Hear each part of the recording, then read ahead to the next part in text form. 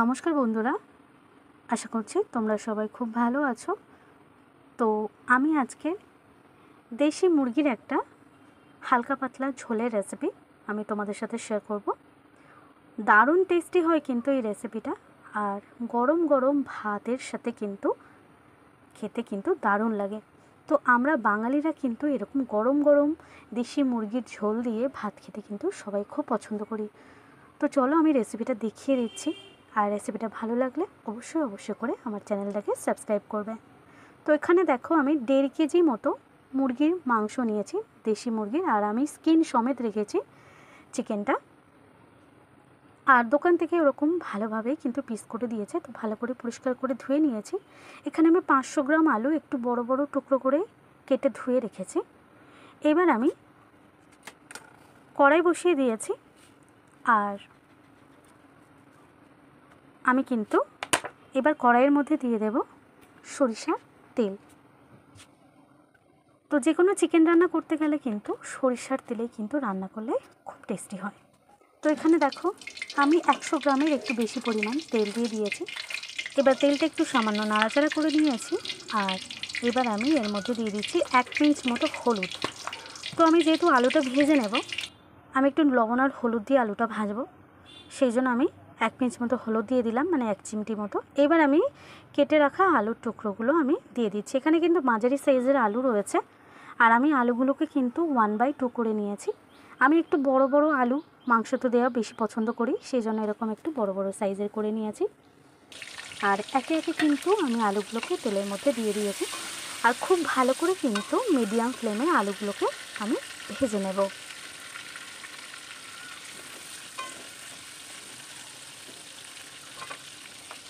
আলু কিন্তু একটু মিডিয়াম ফ্লেমে ভাজলে কিন্তু ভালো হয়, খুব বেশি জোরে দিলে কিন্তু আলুতে কালার চলে আসবে, ভেতর থেকে সেদ্ধ হবে না।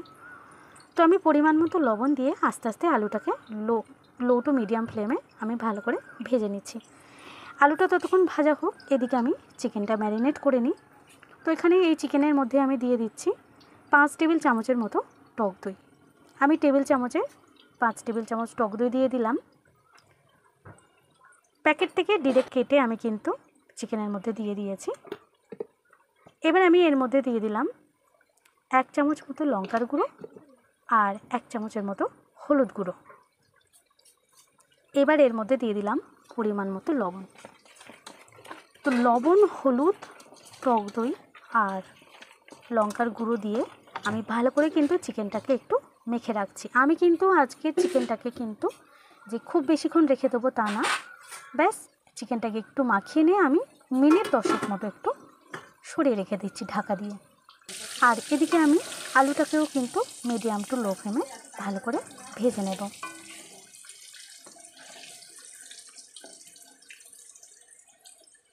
এরকমভাবে উল্টে পাল্টে আলুগুলোকে আমি সুন্দর কালার করে ভেজে নিচ্ছি।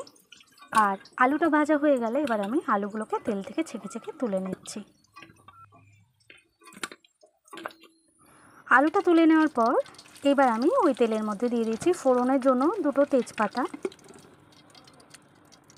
দিয়ে দেব 2 থেকে 3টে শুকনো লঙ্কা। আমি কিন্তু এখানে 1.5 কেজি পরিমাণ চিকেন রান্না করছি।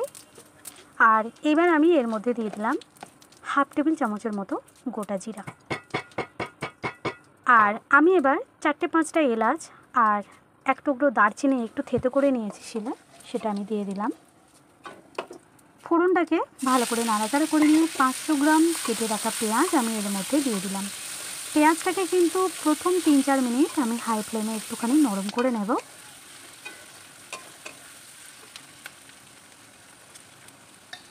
একটু নরম হয়ে গেলে পেঁয়াজটা এবার আমি এর মধ্যে দিয়ে দিলাম কেটে রাখা একটা টমেটো। আমি এখানে একটা বড় সাইজের টমেটো ব্যবহার করছি, তো টমেটোটা আমি লম্বা লম্বা করে কেটে নিয়েছিলাম, টমেটোটা দিয়ে দিলাম।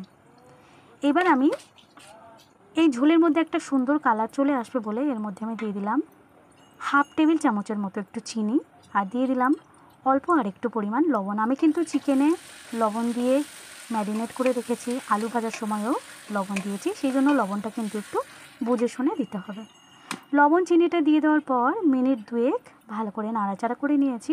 আর টমেটো পেঁয়াজটা একটু নরম হয়ে গেলে এবার আমি এর মধ্যে দিয়ে দিচ্ছি 4 টেবিল চামচের মতো আদা রসুন বাটা। আমি এখানে 2টো বড় সাইজের রসুন আর 4 ইঞ্চি পরিমাণ আদা কিন্তু আমি বেটে রেখেছিলাম, তার মধ্যে থেকে 4 টেবিল চামচ মতো দিয়ে দিলাম, বাকিটা রেখে দিয়েছি, ওটা আমি পরে দেব। এবার আমি প্রায় 2 মিনিট মতো মিডিয়াম ফ্লেমে একটু কষিয়ে নিয়ে মানে আদা রসুনের কাঁচা গন্ধটা মোটামুটি একটু চলে গেছে, খুব বেশি যাওয়ার দরকার নেই। তখন আমি এর মধ্যে দিয়ে দিয়েছি 1.5 টেবিল চামচের মতো কাশ্মীরি লাল লঙ্কার গুঁড়ো, আর দিয়ে দিলাম ছোটো চামচের 2 চামচ মতো লঙ্কার গুঁড়ো ঝালের জন্য, আর দিয়ে দিলাম 1 টেবিল চামচের মতো হলুদ গুঁড়ো। তার মানে কিন্তু আমি এখানে 1 টেবিল চামচ আবারও লঙ্কার গুঁড়ো দিলাম, দিয়ে দিলাম 1 টেবিল চামচ হলুদ গুঁড়ো আর 1.5 টেবিল চামচের মতো কাশ্মীরি লাল লঙ্কার গুঁড়ো রঙের জন্য। সব কিছু খুব ভালো করে কষিয়ে নিয়েছি। এইবার আমি অল্প অল্প করে ফুটন্ত গরম জল দিয়ে দিয়ে মশলাটাকে কিন্তু ভালো করে কিন্তু কষিয়ে নিচ্ছি। গরমের সময় খুব বেশি তেল ইউজ না করে একটু কম তেলে রান্না করলে কিন্তু নিজেদের শরীরের পক্ষে অনেক ভালো। তো 1.5 কেজি মাংসের জন্য 100 গ্রাম তেল কিন্তু যথেষ্ট। এবার দেখো মশলাটা এরকম যখন সুন্দরভাবে কষানো হয়ে গেছে, তখন আমি এর মধ্যে দিয়ে দিলাম ছোটো চামচে 1 চা চামচ মতো এখানে জিরা গুঁড়ো আর 1 চা চামচের মতো ধনিয়া গুঁড়ো। জিরা গুঁড়ো ধনিয়া গুঁড়োটা দিয়ে আবারও একটু আমি 30 সেকেন্ড মতো নাড়াচাড়া করে নিচ্ছি। মশলা কিন্তু যত ভালো কষানো হবে কিন্তু তত কিন্তু এই মুরগির ঝোলের টেস্টটা সুন্দর হবে। তো তোমরা একটু ধৈর্য ধরে ধরে মিডিয়াম টু লো ফ্লেমে কিন্তু মশলাটাকে খুব ভালো করে কষিয়ে নেবে। এইবার আমি এর মধ্যে দিয়ে দিলাম ম্যারিনেট করে রাখা চিকেন। 10-15 মিনিট হয়ে গেছে কিন্তু, তারপরে আমি চিকেনটা দিয়ে দিয়েছি। এইবার চিকেনটাকে দিয়ে খুব ভালো করে কিন্তু আমি কষিয়ে নিচ্ছি কড়াইয়ের মধ্যে। আমি একটু নাড়াচাড়া করে নিয়ে আঁচটাকে একদম লো করে দিয়ে এটাকে ঢাকা দিয়ে হতে দিলাম প্রায় প্রথম 3 মিনিটের জন্য। 3 মিনিট পরে ঢাকা খুলে নিয়েছি, দেখতে পাচ্ছ চিকেন থেকে কিন্তু অনেকটা জল উঠে এসেছে। এই অবস্থায় আবারও ভালো করে একটু কষিয়ে নিচ্ছি, আর এইভাবে কিন্তু আমি 2-3 বার ঢাকা দিয়ে দিয়ে কিন্তু সুন্দর করে কষিয়ে নেব। তো চলো আবারও কিন্তু আমি ঢাকা দিয়ে দেব। সেকেন্ড পর্যায়ে আমি কিন্তু আবারও কিন্তু 3 মিনিটের মতো ঢাকা দিয়ে রেখেছিলাম। আঁচটাকে মিডিয়ামে করে দিয়েছিলাম। দেখতে পাচ্ছ কি সুন্দর উপরে একটা কালার চলে আসছে। আর এইরকম সুন্দর করে কিন্তু ভালো করে কিন্তু চিকেনটাকে ঢাকা দিয়ে দিয়ে কিন্তু কষিয়ে নিতে হবে। এই সময় কিন্তু আমি দিয়ে দিচ্ছি এবার সেই যে 1 থেকে 1.5 টেবিল চামচ মতো যে আদা রসুন বাটাটা রেখে দিয়েছিলাম সেটা দিয়ে দিলাম, আর দিয়ে দিলাম ওপর থেকে ভেজে রাখা আলুর টুকরোগুলো।